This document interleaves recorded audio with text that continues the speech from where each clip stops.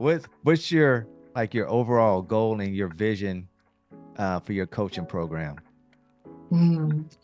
I want to be able to impact our kids at such a level that it not only creates and sparks hope in them, but in every person that they come in contact with. And being able to do that starting when they're young, Yeah. like working from like the little babies, Right. like fifth grade, on up, like getting those late elementary, middle schoolers, like getting them at that age Yeah. to tap into their power and their capabilities to show them. Listen, stepping into boldness and rising from the shadows is making a statement. Chief Death Investigator PD Ware turns in her forensic tape for a microphone and coaching hat.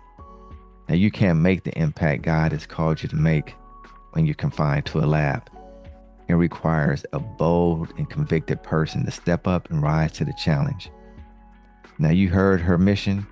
Let's hear the story and motivation behind the mission and her vision. Yes, let's get into it, PD Ware. All right, ladies and gentlemen, this is your host, D. Wells, or Why Not You? And I am joined by a special guest today, Pam Ware, but we also call her PD Ware. Now, she has over 20 years, I mean, just in a whole death investigation industry. And now she's segued out and she's speaking and coaching. And one of the reasons why I'm excited to have her on the show today is because she's all about transformation and helping people get from point A to point D, E, F, G, and she provides the information in the middle to help them. She's bridging the gap, y'all. So thank you for coming on, Pam. How you doing? I'm, I'm good. I'm good. I appreciate it. I appreciate you for having me on, Mr. Wells. You are welcome. I know this journey that that we have is one. I don't take it lightly. I think in the beginning, just kind of in our younger years, we just kind of rambunctious, and we're just kind of out there doing whatever we want to do, so to speak. And it seems like sometimes it's not till later on where we actually kind of find and hone in on our purpose and what we've actually been called to do. Um, and that's just to kind of go out there and do some outreach and touch other people's lives and elevate them to the best of our ability. Um, and I know you are absolutely killing it right now. You're doing your thing. So just with well, one, can you just share a little bit about like where you actually come from and talk a little bit about your journey and your um I guess just that what it was that you were actually doing as a chief death investigator. Absolutely. So I hail from Memphis, Tennessee, born and raised. Went to college right up the road and down the street. So I got my undergraduate degree at the University of Tennessee, Knoxville. I was a lady ball track athlete for a few Okay. years before I stopped to focus on academics. And I went to mortuary school at Northwest Mississippi Community College. I got interested in death when I was 14 years old. Wow. There's nobody in my family that was a mortician. Hmm. What happened was my mom was a deputy jailer at the time for the sheriff's department, and she worked at the county jail. And I was just with her on a funeral service for one of their co-workers, and my task was to watch all of the purses. Well, no 14-year-old kid wants to be sitting in a church watching purses, especially on a Saturday Right. morning. And so I took those purses and threw them under the back pew. And I did what most kids do, be nosy. You know. And I just started looking around the funeral home, and I noticed like these people who were talking with the families. And then I found out that they were funeral directors. So at 14, I told my mom, I said, hey, I'm gonna be a mortician. Now, the cool thing was she didn't think anything was wrong with it. But on the flip side of that, she didn't know at that age, like exactly what it would take me. Hmm. I would go on to serve my community, but also become the mortician for my family and some close friends, and several of her friends as well. So I've always had a passion for serving people, more reserved. I consider myself kind of introverted, Uh-huh. but in the weird about where most people would think about death. Um, for me, it felt like a calling. And it was something that I had a deep desire to do, but it wasn't until I got older that I realized what that calling was meant for. And so I ventured out. I wanted to go to mortuary school right out of undergrad, but God had some other plans for me. So the week before I graduated from college, and I had made all these plans, I'd already picked out which school I was going to go to. My grandmother died suddenly Hmm. uh, the week before college. Wow. So that kind of changed the trajectory of things. But had to come back home, and I helped my mom and my two oldest sisters. We kind of saw after my granddad. And in that time, I ended up meeting my husband, lost my grandfather, got married. A year later, buried my father-in-law, and then after that, God said, "Now it's time to go to school." And He was just preparing me. I've never been super like overly emotional, but always a high level of compassion and understanding. And so He just needed me to go through some things for what was going to be down the road. So went through mortuary school. The goal was to take each class no more than once. Hmm. And then I got connected with a family. We kind of had the same morals and values, and I've been serving with that family ever since. And so I had been there for several years. Kind of always had a desire to do investigations. When I was in high school, my mom gave me this crime scene homicide checklist folder. I don't know where she got it from, Uh-huh. because she didn't, but I still have that folder to this day. Wow. And so while about 8 years in at the funeral home, I applied for a position as an autopsy tech with the medical examiner's office. Nice. Didn't get the job the first go round. Thought I bombed the interview. So I was focused on working on my master's in investigations at Oklahoma State. And I promise you, a year to the date, I had just got back from a campus visit, and they posted another job for Wow. autopsy tech. And I was like, you know what? I'm just gonna still work on going to school. I'm not gonna Uh-huh. apply for it. And my sister's like, no, you should really apply for it. I was like, no. And so I decided to apply for it. Well, I got the job. So I did autopsy tech for 2 years before I became an investigator. And I was an investigator for 2 years. And then I left the department for another opportunity Mm-hmm. as a program administrator for the anatomical bequest. And that's the university's body donation program. So when people donate their body to science, like any type of physician that you want to be, to go through, that's the office where they facilitate the students being able to work on actual live cadavers. And I was there for 45 days before our former chief took a promotion with the state office. And I had no intentions of going back to the office as the chief, but God had other plans. Yeah. And so he took me back in, and it was a great experience. And it was then I got connected with one of the program directors at the Juvenile Court Center, because there was a young man that was in our facility, unfortunately, and he had an ankle monitor on, and I cut that ankle monitor off for her. And she asked me if I would be interested in coming over and speaking to the kids. Mm. And that was about 3 years ago. And so I'm still doing that. But that sparked, that was the beginning of having that revelation that something else was coming. Right. Um, One of the cool things when I came back in as the chief, during my interview, one of the things that they asked me, like, if you were awarded the position and you left again, like, what would be the reason that you would leave? And so my answer to that, and this was coming from our deputy chief at the time, who is Uh, our current chief, and I said it would have to be something on a bigger scale, either corporate or I'm doing something bigger on my own. yeah. And so right a little bit over 2 years in, and every time I would go out and speak to the kids, I got to the point where the job wasn't difficult, but I saw so many more lives lost. And I'm like, man, I felt like God had given me this message to share that everything that I had gone through in every arena related to death was not for me to sit behind a desk. Yeah. And slowly that revelation was slowly coming to life because every time I would go speak, we would just have so many more kids that were just coming through. And he was like, got to the point I was sitting in my office Mm. and I was like, just thinking back over how many cases we've had. And I was like, man, it's like, I've, assisted in more autopsies, worked more crime scenes and buried Hmm. more kids than I've been to graduations. Wow. And I'm like, man, that's a problem. So he was like, either you're gonna sit behind the desk and push the paper, or you're gonna pursue the purpose. And I had been having all of these like Mm. visions and stuff that I had been getting.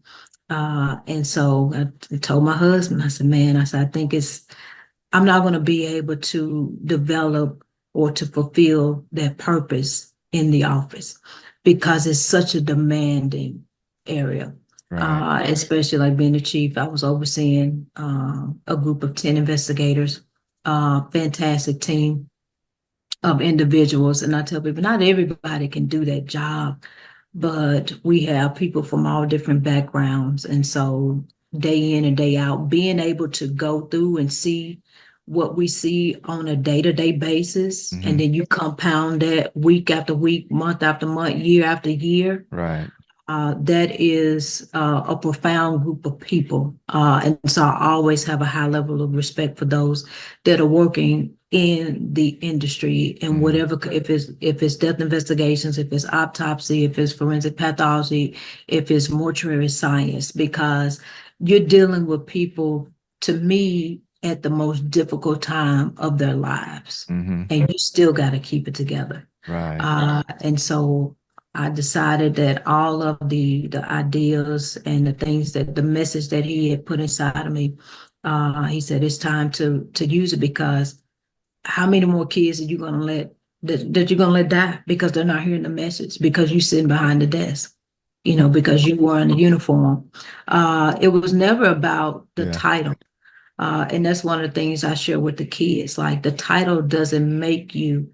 I make whatever position it is, and just sharing the successes, being able to, go from being that weird kid in high Right. school, and it's weird until they need you, Hmm. but I never take that for granted, never abuse the fact of the strength that he gave me to be able to show that sympathy and empathy um, in the most profound way over and over and over again. Wow. And so it's been a journey. Hmm. So it's been an interesting last couple of years, just Yeah. seeing like how he's working Hmm. and see how things are coming to fruition. Yeah. And I think, wow, I mean, you said so many things. You were dropping so many nuggets right there, just from, well, you have to be in a place where you can actually hear and listen and then receive.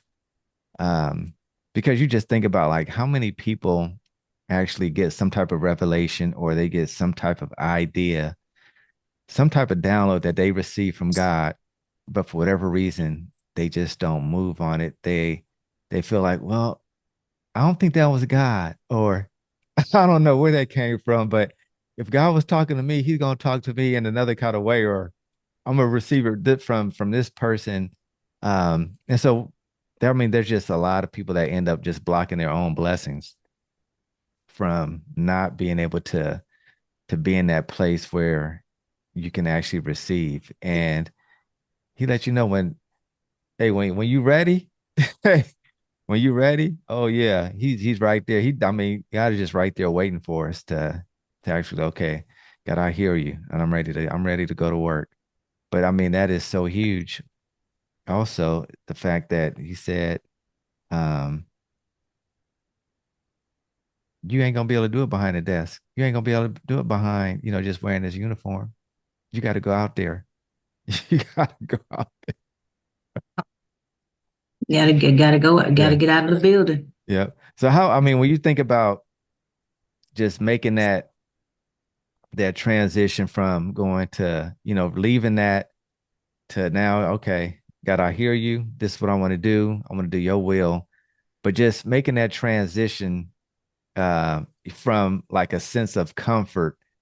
to now you got to go out there and now it's like now you operate on a whole nother level of faith at this point. How did you make that transition, and kind of what were some of the things you were thinking about? Oh man, I'm if we talk it in disc assessment, I am uh by the book. Like it's got a very strategic, Yeah. everything has got to be aligned and that high as the grounds crew, air traffic control, that's me all day. But in this realm, it's totally different. Hmm. Like I think on my pilot, my D is like super low. Yeah. So it has been challenging but rewarding all in the same sense Hmm. because I am not afraid of growth. Right.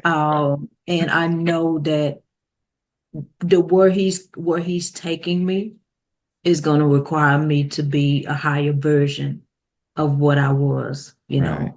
as a lead investigator and Hmm. all the other roles. Like I am, growing into the person that's going to have to, like, it's a different level of emotional strength. It's a different level of mental strength, spiritual strength, and physical strength. And it's funny because before before I became the chief investigator, there was a period I got to in my life where physically I was just worn down. I was probably at my worst, and I started implementing these new things. And so it was at that point I created a blueprint. And so now I'm in the process. Like, okay, I've got to go back to that blueprint. Right. There are certain things in that blueprint that I need for this new season. And then once I take those things, then the old blueprint has got to be burned because we've got to create some new things Oh that are yeah. going to require a lot of heavy lifting. Right. That's Um, good.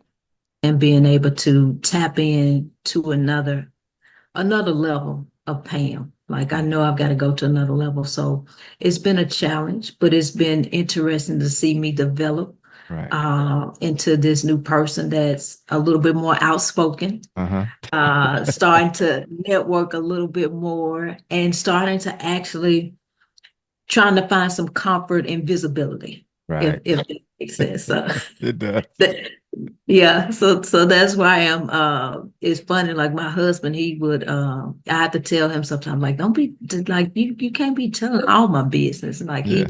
he'll be out there like this all day. And I was like, it's I like it in stages. Right. Uh but but but he travels, so he's not here all the time because Yeah. I'd probably be, you ought to do this, you should do that. And he probably would just throw me out there to the wolves and be like, you'll be okay. Yeah. Yeah. That is fun. But I like what you said about, just seasons and or just this being that stage where you just have to operate out of faith, even though you might feel like you're more of an introvert. You have to trust, you have to have that faith in yourself. Otherwise it won't get done. But also the blueprint, that was good because, you know, when you said that, it reminded me of uh, James Clear, the one who wrote the book Atomic Habits. Yep. I had an opportunity to see him last year at a John Maxwell conference, and he talked about some of the things or some of the habits that he was implementing before he actually had his child. And so some of the habits that he had then, he wasn't able to actually implement into this lifestyle that he has now because they didn't coincide with one another. Um, that was, those are some of the habits that he had to do as, just a husband. But now he's a parent, so now you have to switch it up, Right. right? So Yeah. it's just really important that we're definitely like more, we're just self-aware of, the things that we need, the changes that we need to make at different times in our lives. Just kind of goes back to the seasons. It goes back to Yeah. the season. Yeah. Absolutely. So when you think of like just, having some type of um defining moment, I know you kind of shared briefly just about, how God was just like, okay, you have to if you want to make a change, you're gonna have to have faith in me. You're gonna have to trust in me. You're gonna have to get out that office and go out there and take care of business. uh, but at that time, do you feel like it was really like God's plan, or do you feel like it was part of you also because you knew that okay, this is something that I'm passionate about that I need to do? So I need to take care of business, or do you feel like it was something that God was kind of putting on your heart and then that you would just kind of follow suit with and then develop that passion? think it's a combination of both on my end, more so moving, like not hesitating, Uh-huh. because I would get complacent. Like I would stay, Pam would stay in the comfort zone. Pam likes familiarity. Right. So she would stay in the comfort zone. So it's like you hear it's like now. And I was like, okay, if I don't move now, I'm not gonna move. Yeah. Like I'll just be, but then I got to the point where I was like, okay, my conscience is not gonna let it's not Right. gonna let this rest. Mm-hmm. Like the more kids we have that come, the more parents that come into the lobby, Yeah. that are unconsolable. Like how many more people gotta lose their life, Pam, Mm-hmm. before you get up? And so I was like, okay, we gon' we're gonna take a leap of faith. Yeah. We gonna move. That's right. Yeah. You know, as I work with people sometimes, um, they have something that they really want to do. They have something that they feel God has put on their heart to do. But it becomes it becomes a moment when you like really have to think about how bad do you really want it. And if you continue to stay in this place of complacency, what is it going to cost you in the long term? I mean, you might not think, it's going to cost me anything at this present stage because right now you're just consumed with, man, I don't want to do this because it's going to be hard. But you just think about how hard is it really going to be if you don't step out on faith and you just remain in this place of whether it's just being stagnant, whether it's you're just allowing your own limiting beliefs just take control of you, and now it just prevents you from really being in the present because you're always consumed with, man, only if I could do such and such. Well, yeah, you could do it. You just need to stop talking about it, thinking about it, and writing about it. Just take some action, right? Yep. There you go. So, what are your like when I guess when you were kind of going through that process, like what were some of the thoughts that you were having where you actually had to just coach yourself through? Getting out of the mode of perfection. Oh, Like I am a stickler for like it's gotta be precise. yeah. Like I used to get asked a lot if I was ever in the military. Mm-hmm. And because some people say I'm so calculated when it comes to certain things, I'm not. Uh, I'm kind, but I'm not inviting. Like Oh, when it's business, we're about business. When they right. say it's a time and a place, for me, it's a time and a place. And even in marriage, my husband will tell me like there's certain things I don't play with. Uh-huh. Like it ain't no smiles, it ain't no laughing. He's like, you need to like relax a little bit. I said, well, you know, we can talk about something else, but when it comes to this, Right. it's gonna be like this is how it's gonna be. And I've always been like that. So kind of going through and being okay with everything not being perfect, because then too, trying to be perfect puts me back in the same predicament. Like wanting everything to be perfect. And like you said, not just get started. Yeah. Like I heard some people say, just do it messy.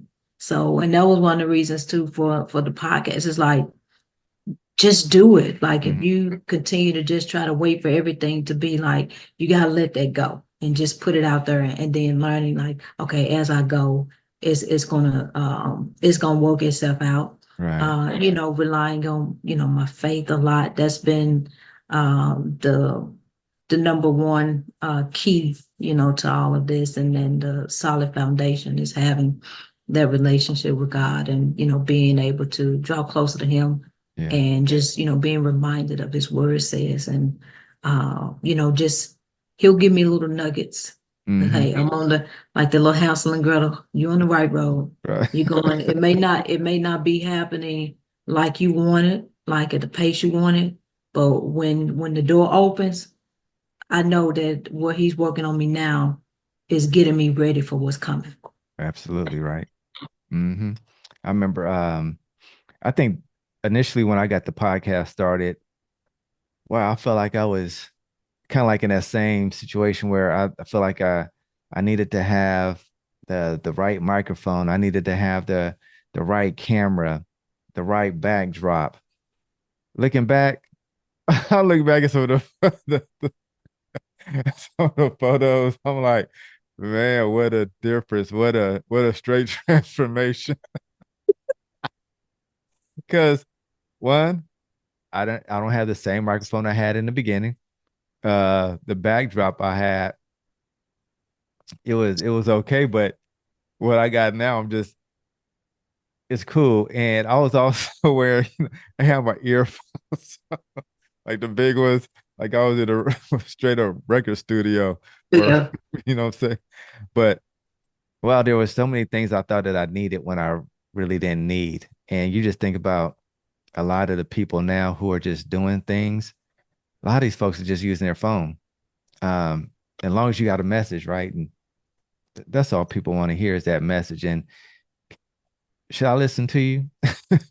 Are yeah, you gonna help me make an impact in my life? Are you gonna change me somehow? Are you gonna give me some nuggets, some tips that I can actually apply and implement in my life to make me better? And so the stories and just I get like you're saying, just taking the action is so huge. absolutely.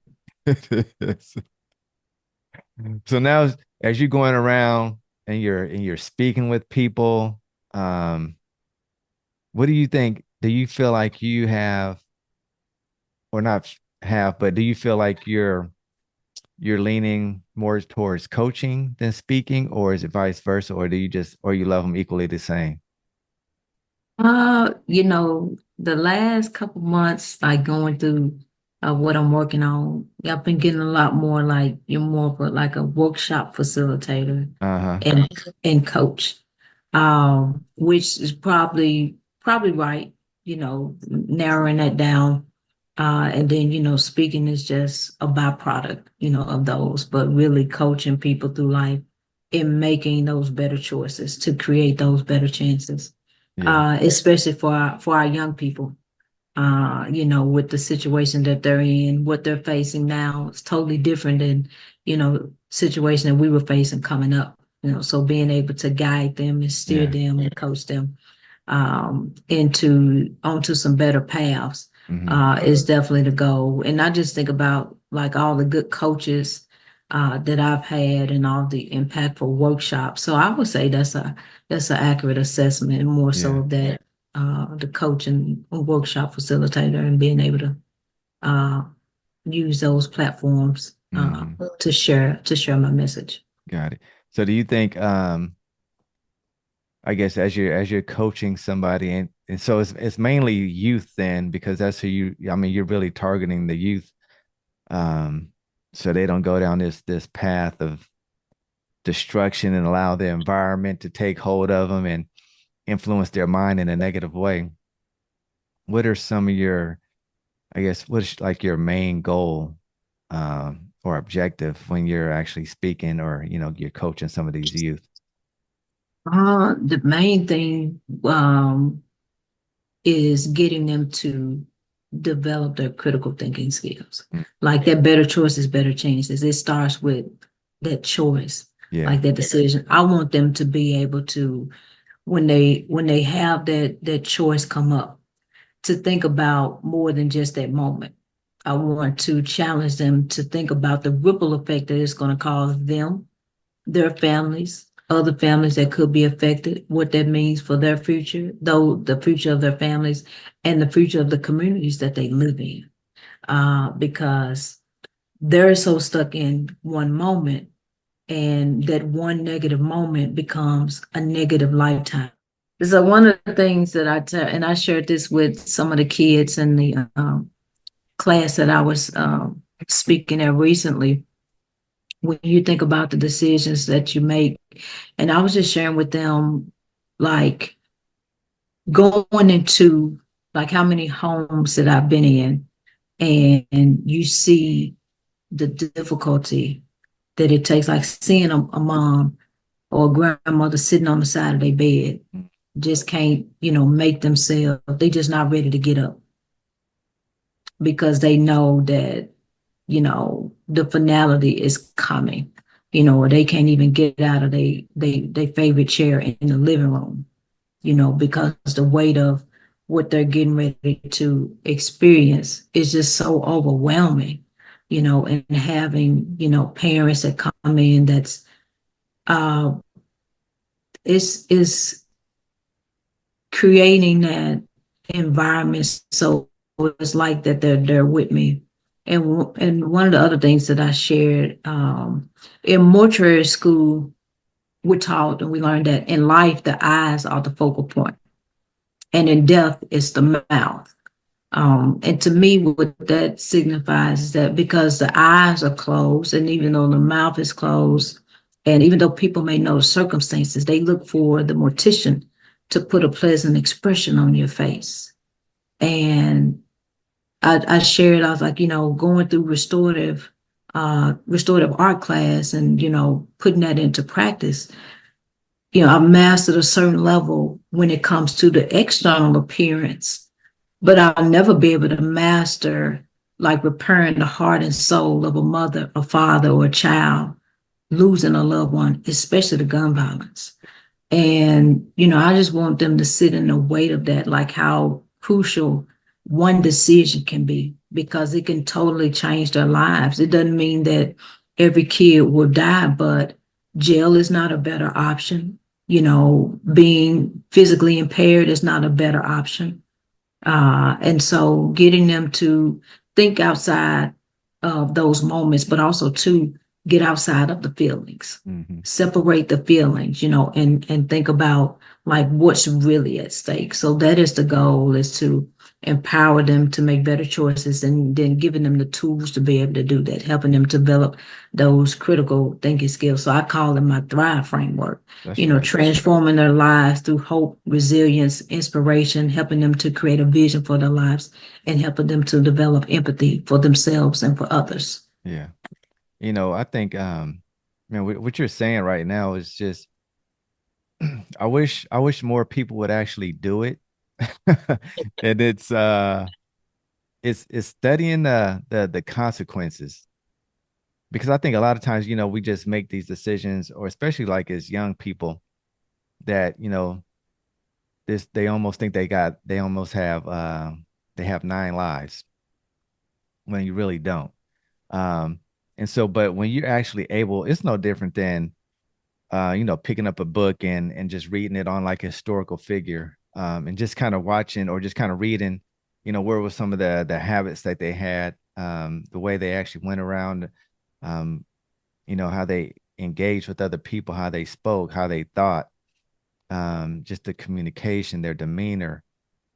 Uh, and when you study that kind of stuff, now I mean, you're setting yourself up to win, because what you're gonna find is that everybody, not everybody just, especially those people who are productive in it are in our thriving, like you talking about, they just don't hang around with anybody. Their circle is pretty tight. The people that they associate with, their thinking level is right above theirs, because right. And we always hear, don't be the smartest person in your crowd, type of thing. But I think consequences, and people just don't understand like that. You mentioned it earlier, just that ripple effect.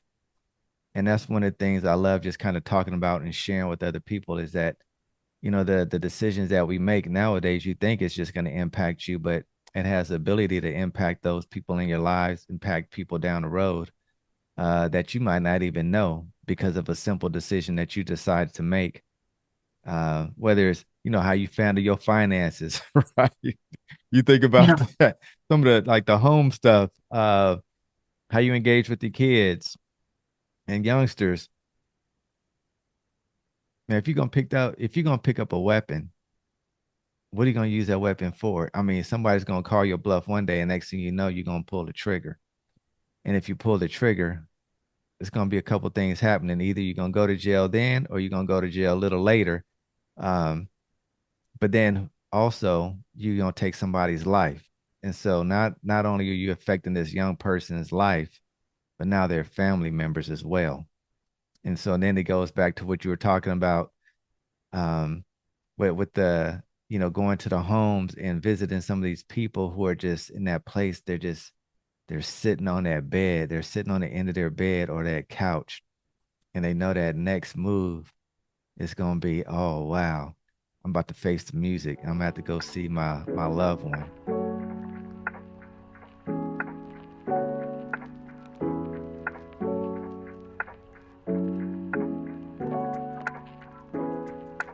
Somebody is trying to interrupt this great message. That is funny. That's the truth. That is Yeah. the truth. That is the truth. Oh shoot. Well, I think I was just kind of wrapping up on consequences and people just being more aware of not only did their actions affect those people in their immediate surroundings, but also the people that they may never even know or meet, but somehow it's going to affect them Right. down the road. But when you're actually talking with a lot of the youth, um, or even parents or family members of those who have passed on, you just kind of, but primarily the youth, I was supposed. But when you're coaching some of these youth and you're sharing these stories with them, um, what do you think some of their biggest challenges are that's preventing them from actually like listening and hearing your message? I think some of them are so hard from the realities that they're in every Yeah. day. And I share this with parents, like if all they see is what's inside of the four Hmm. walls, then how are they going to aspire to be something different? Yeah.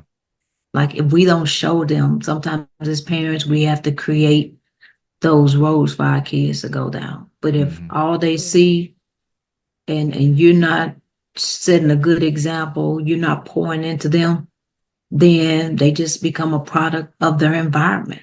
Right. And so they don't have any aspirations. They don't know what that is. Some of the Hmm. parents don't know what that is because they never had it, Right. or maybe one of the things I tell parents too is never deny a kid's dream. I don't care how far-fetched it seems. If it's something, a lot of people tell me, and this is from a lot of the adults, they was like, man, I wanted to be a mortician. And my family was like, no. And Mm. I'm like, you don't know like what doors Right. like that's gonna open. You don't know like where that opportunity is supposed to take them.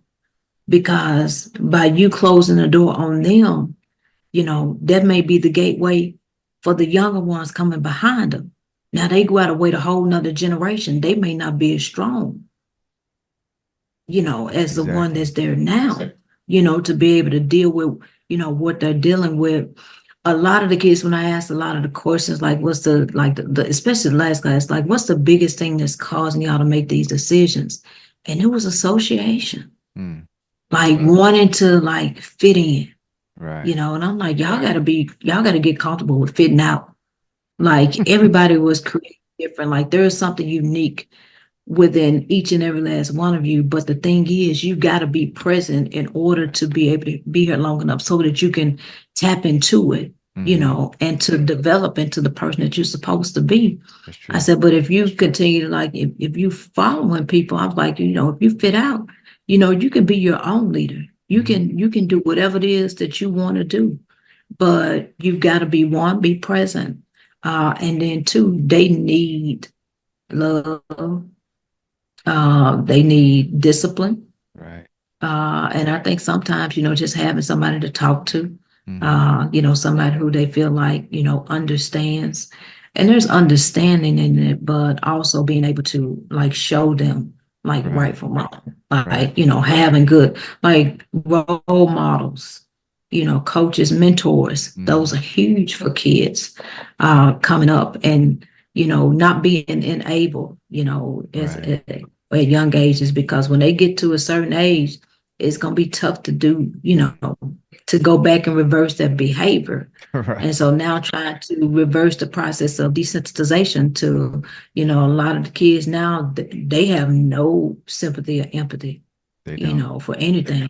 And then I heard these stories, they go to jail now, you crying. There's no use of crying now. I tell them death doesn't bother me, but what bothers me is the amount of potential, that I see being buried every single day, every Mhm. single week. Yeah. And I'm like, all of these potential entrepreneurs, lawyers, doctors, you know, they can do so many things. And nowadays, with what we have now, they can do it a lot faster than we can. Right. They're having access to them, but showing Uh-huh. them how to do it in a legitimate way. But they have to be plugged into those things. And I feel like as parents, like stepping up, and really taking the lead as we should as parents take the lead Oh in the yeah. lives of our kids, when they're young and and then, when they get older, Mm-hmm. as long as you've done all that you can do, unfortunately, it's one of those things that some of them just ain't gonna get it, Right. and that's the harsh reality of it. Yeah. You never want that for any kid, but it's just some, they are so hardened that even, you pouring into them and you loving on them, it's hard for them to accept that it's real, that at any moment that it could change. Yeah. And so they just need, somebody to listen to them, to pour into them. I did an exercise in the last class, and I had all the parents stand up and turn to the kids, and I had them just as loud as they could, all at the same time. Just out loud, just tell your kids what they mean to you. And I mean, it was like 25 sets of parents just in there just talking loud. And then when I had them stop, I said, "Do you think that that your child was able to hear what you were saying?" They was like, "No."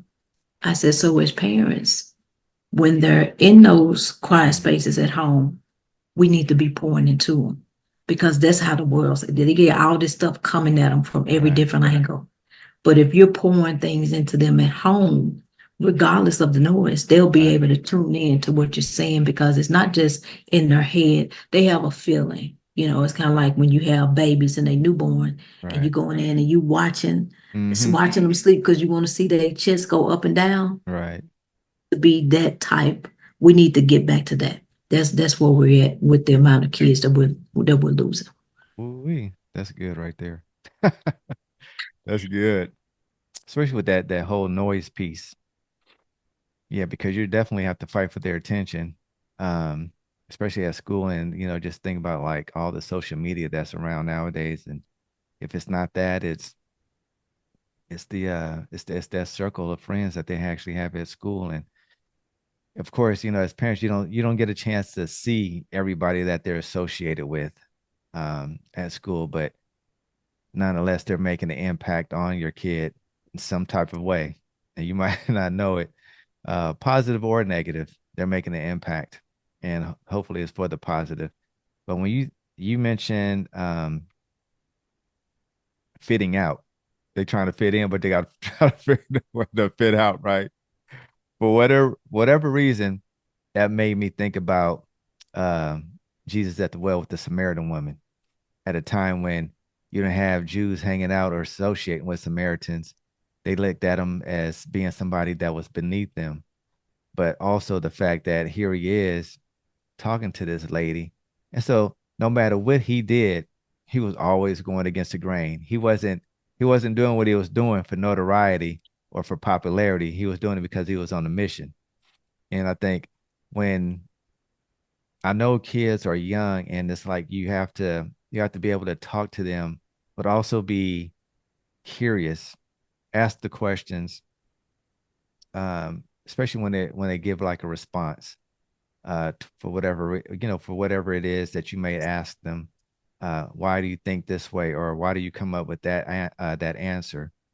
That way you start digging in a little bit, you start probing, uh, but you're also forcing them to think and find out, okay, where did they get this ideology from, or just this thought, and you're actually finding a way to actually engage with them, and now you're starting to understand their thought process. But then it gives you an opportunity to actually school them as well, right? So I mean, man, it's we have so many lessons and things that we can actually share, but just finding that right time to actually Right. talk where it's being received, where the guards are down, nobody has attitude. Yeah. Yeah, Yep. You get them in that moment of vulnerability and you start to establish that trust. yeah, And then, they can see a little bit of light, right. you know. Yeah. Hmm. So what do you think some of your best ways, or some ways that you actually, maybe a skill or strategy that you might have to actually break through, and actually get to a place, okay, now I think I'm making some headway with this young one. He's starting to listen. I think one of the advantages is my listening skills, Hmm. but also too just the tone of my voice.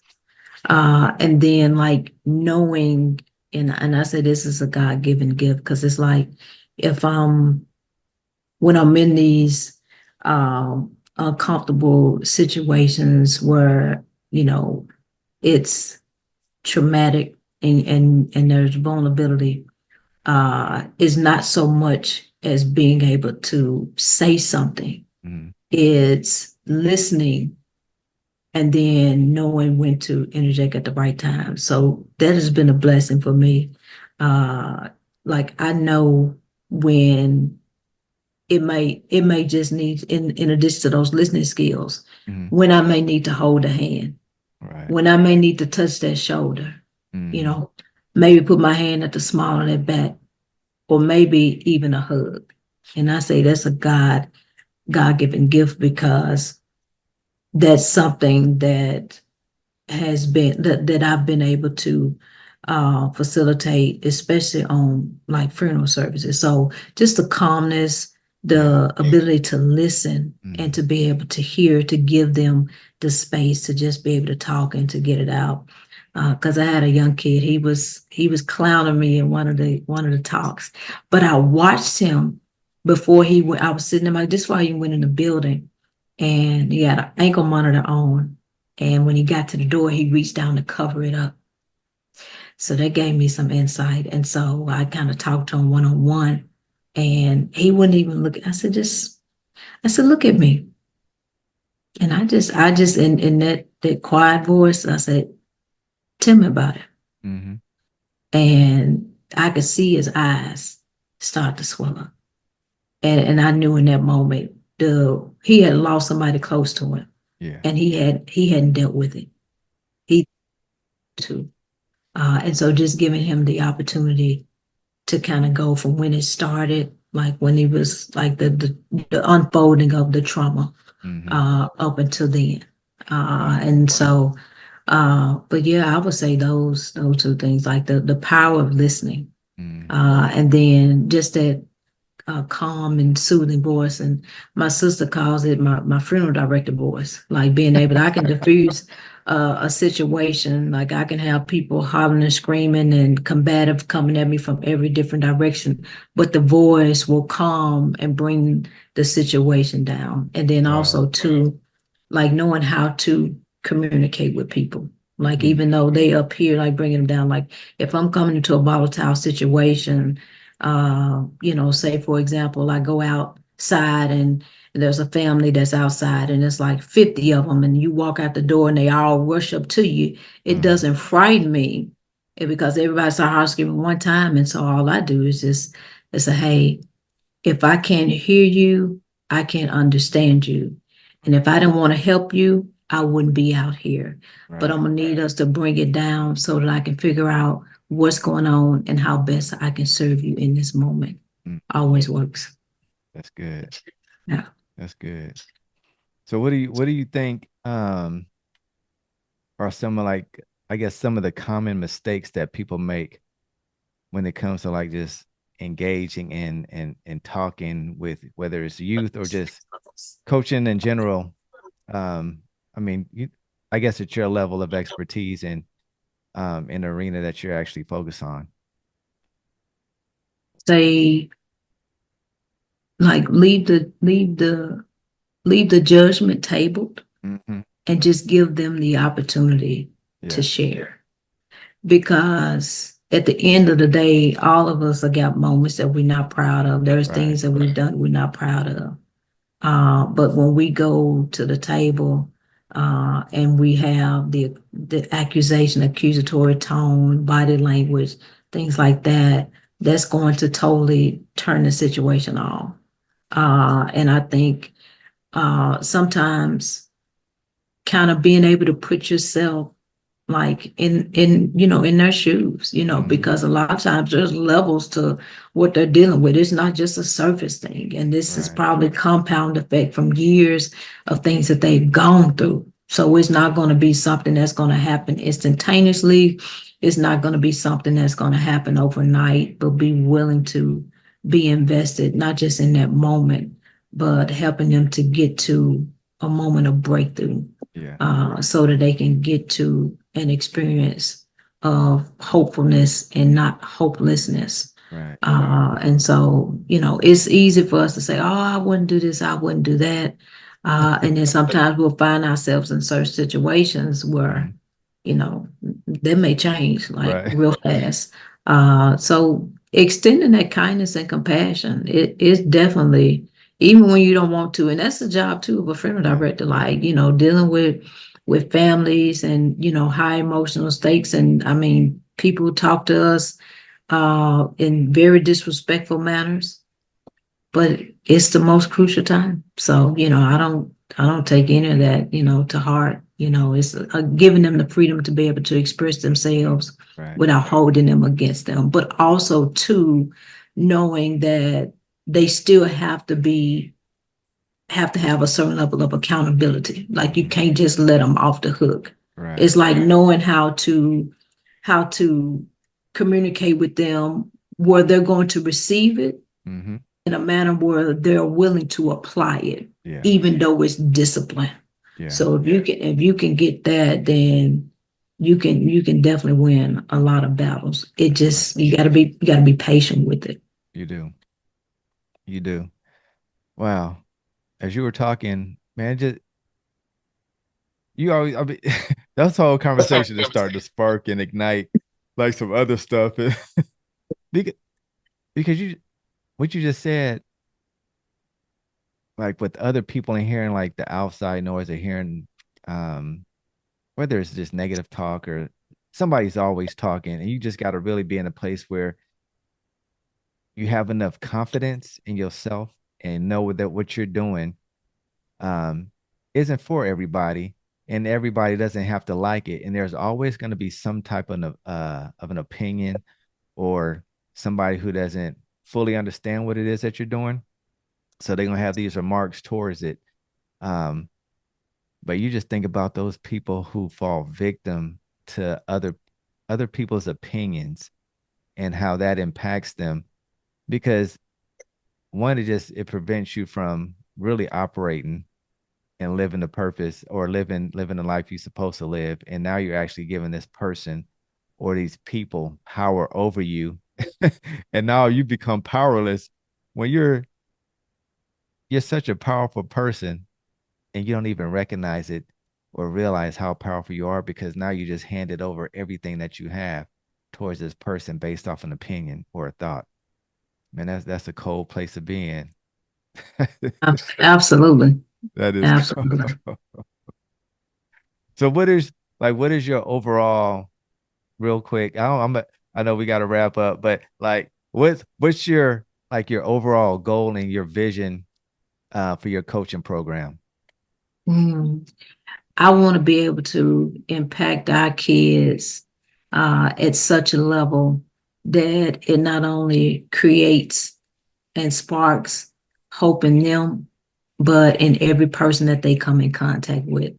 And being able to do that starting when they're young, Yeah. like working from like the little babies, Right. like fifth grade, on up, like getting those late elementary, middle schoolers, like getting them at that age Yeah. to tap into their power and their capabilities, to show them that regardless of what they've seen, Mm-hmm. like that there is a whole different path that leads to awesome things if you will allow yourself to go down those paths, and then putting them, like being able to connect with others that are on the same mission, Yeah. and then putting them in the spaces so that at every different phase that they go through, they have a positive influence in Mm. their life.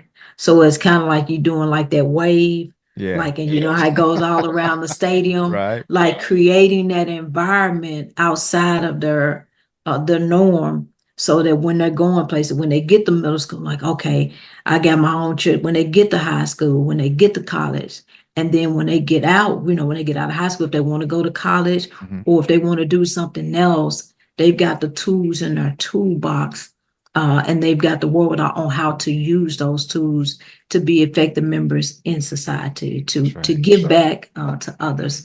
So that's my ultimate goal, to affect as many young people in a positive way, so that they can tap into, making those better choices, so that they can create those better chances for their lives, and that we can, instead of spending $10,000 on a funeral, we're starting businesses.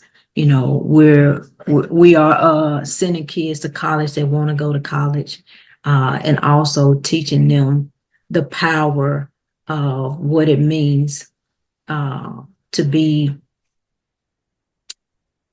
to be uniquely who they were created to be, and That's for right. the world to experience them, and not worry about having to, keep up with somebody else, like to be Right. able to tap into who you are created to be, and be okay with that, and find the people, because your people gonna find yourself, because you don't have to have a lot of friends. Yeah. It just takes a couple. I said, and you Mm-hmm. don't have to have a lot of people around you. It only takes one person to see something in you Yeah. that could totally change the trajectory of your life. Yeah. Could you And that imagine? one, I promise you, it's, if they could just see that, like, it just take one person Yeah. to see that greatness in you, and it will totally change your life. That's And so it. I want them to get a chance, like when they wake up. Like I tell people, I used to get people always says like, why you always so happy? And so I'm like, when I come in, when I get ready to go into the building, I know what I'm walking into Right. every single day, Yeah. because I know it's a lot of people that came through that gate, that came in that building flat on their back, Mm-hmm. that's in 36 degrees. Right. And I was like, to be able to be here to effect change, and to be able to inspire others to be the best version of themselves. Yeah. I want the kids to have a taste of that, to see how that feels. And I think that they will go far beyond than they ever dreamed or imagined. That's right. That's right. Wow. Wow. Ah. Yep. That's dope. Because if you, I mean, just think about like how many, even adults right now who aren't, I don't know, for whatever reason, they're wearing a mask. They're not even being who they were created to be. As far as like whether it's just goofiness or just being fun, outgoing personality, they just allowed the past and all these outside circumstances dictate who they are and what they're expressing. Man, if people could just be free, just remove the barriers, take off this mask, allow us to see the real you, this world will be a totally different place. Absolutely, because Yeah. every last person is a piece to the puzzle. Yeah. I mean, if you got all the same pieces, it wouldn't even be right, Yeah. but being able to have that. And that's one of the things I think about too, like being able to share with people, Yeah. on the adult side of things, like being able to see, like be in those moments where, like if you knew how many, because on the news and in the media, you only see like the negative things, Right. but you don't see their brother, their husband, you don't see their father that Mm-hmm. just got off the phone with his daughter, with his wife, Right. and somebody ran him off the road. Yeah. And now he's Yeah. like life is precious. It is. It's just that like if you could take a walk, um, I tell people if I can walk you on my journey for just even a week, I promise you it will give people a totally different outlook on life. Mm. Like being able to view through my lens. And I said maybe one of these days I'm gonna write a book. These eyes have seen. I've seen a lot Yeah. that I think would, inspire people to, like you said, take off the mask. Because all the stuff that we put on, and even some of the young ladies that be, I was like, you can put everything on, but when Mm. you come into our world, it all comes off. The Yeah. lashes, the wig, like that authenticity. Yeah. That's part of my AAA, the attitude, the association, and the authenticity. If I wasn't authentically Pam, I wouldn't have the people who depend on me to get them through those tough times in their life. The people who call at 3 o'clock in the morning because they loved one, has passed away, or who calls asking, without telling that I don't have much longer, and being able to, you know, decipher that conversation of what they're saying, but they trust you to take care of their family in their absence, with taking care of those things. So if we all show up, as and that's not saying that we're not going to evolve and get better. You want to have that growth, but let the authentic you show up, that Yeah. attitude. If it's a jovial side that you have, don't be afraid to let that out, Right. because the people that need you, they can't find you because you hide. Don't hide from nobody. Uh, yep, hide behind those masks. That's right. So at this phase, before we wrap up, like at this phase in your life, now how would you define success? Find success as being able to impact others, like how I show up for others. What can I do to enhance the lives of others? Um, at this phase Mm. is like how to do that on the grandest scale possible. Yeah. And being able to, and I think that's another thing too, getting outside of the office and being able to actually have the time and the capacity to be able to show up, uh, more so before I'm needed at the Hmm. end. Yeah. Now I get to show up at some of the beginnings, Okay. and in the middle, That's and right. step into some of those gaps. So for me, that's success. It doesn't have you can't put a value on it. We're going into 20 years of marriage next year, and doing some great things, being able to see my son grow and to be a better version of than what me and my husband are, with his skill set that he has, but Mm. also just being able to inspire like Yeah. others, to, go for what they want, Hmm. but at the end of the day, it's all about serving people. That's I it, think huh? that's the greatest thing. That's it. Oh. Ladies and gentlemen, y'all heard it first from PD Ware.